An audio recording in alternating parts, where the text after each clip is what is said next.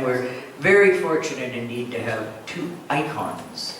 Fred Cogswell's daughter, Kathleen Forsyth. To stand up, Kathleen, please. Yes.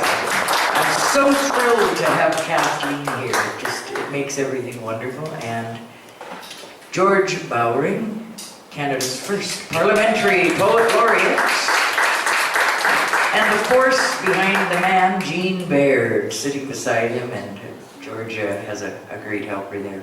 And actually, she has a great helper there too. So let's start off. This is the first annual Literary Arts Society show, award show.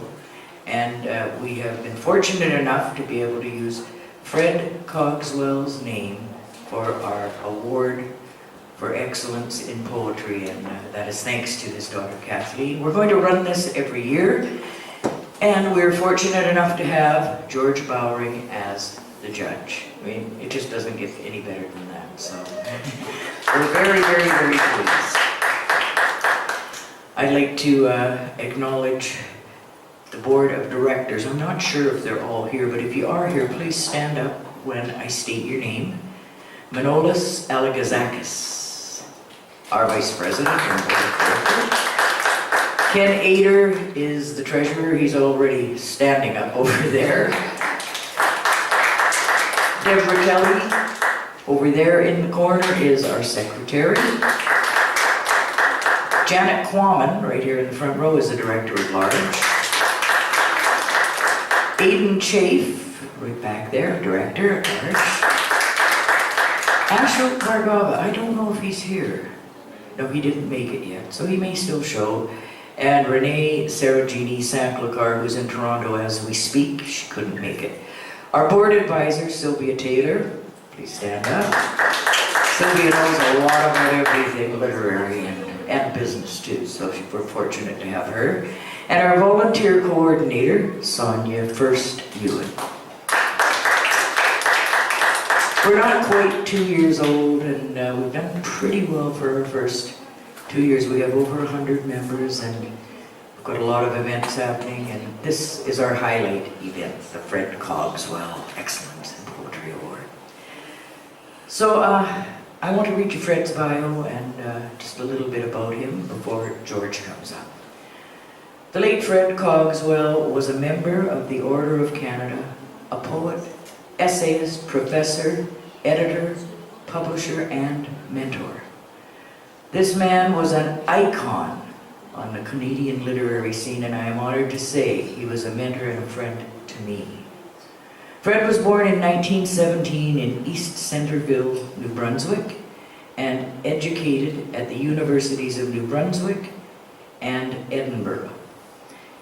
He subsequently followed an academic career at the University of New Brunswick, where he edited influential magazine The Fiddlehead and founded Fiddlehead Poetry Books. His first collection of poetry, The Stunted Strong, appeared in 1954, 60 years ago. It was followed by many more published books and collections. For those of you who may not have had the pleasure of knowing Fred and may not be familiar with his works, I'd like to read you 3 of his short poems so that you may better know the man behind the name of our first major literary award, the Fred Cogswell Award for Excellence in Poetry. There's so many good poems, I have a hard time picking 3 short ones. First one of which is the longest of the short. And it's called Star People. In all shapes and sizes do they walk the earth, as men and women, wherever men and women are. How can we know them? How can we tell beneath what skin unfolds the petal of a star? They eat and drink and love and hate like men. Like men, they're prone to colds and shirk their tasks. So well they ape the human robots in their moves that they at times forget they're wearing masks. But when they meet another of their kind, underneath the current of their usual words, their chimes inaudible to human ears, bell music like the cries of mating birds. And when they touch the other's hands or eyes, such joys along their nerve ways race. They scarce can bear to smile and make small talk as if no miracle were taking place. Fred was such a person, a star person, one of the star people.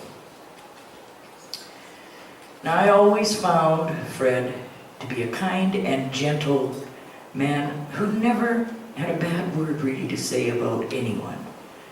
But in this next poem, someone must have made him very angry, as you will hear when I read it. And Fred still spilled his wrath in words onto paper in perfect eloquence. And it's called Elegy for a Bad Painter. Pour his blood into scarlet tubes and drill a palette from his hollow skull. Pluck soft brushes from his blonde hair, and on the gray bone easel of his limbs, stretch out the canvas of his flayed skin. He who could not make a painting living should have the chance to make one now. I really love that poem. The last one, which I think is very, very deep and very beautiful, it's got something in it that's almost living, and it's called A Respect for a Poet. When he is dead at last, do not remember what he did or said. In this he was good or wise. In that which was bad in him was hid. Deeds find a way to sink down time's dissolving sea that drowns both bad and good, all bodies and their memory. Say rather, he carved poems from the liquid hours that ran and froze them in epiphanies that all who read may scan.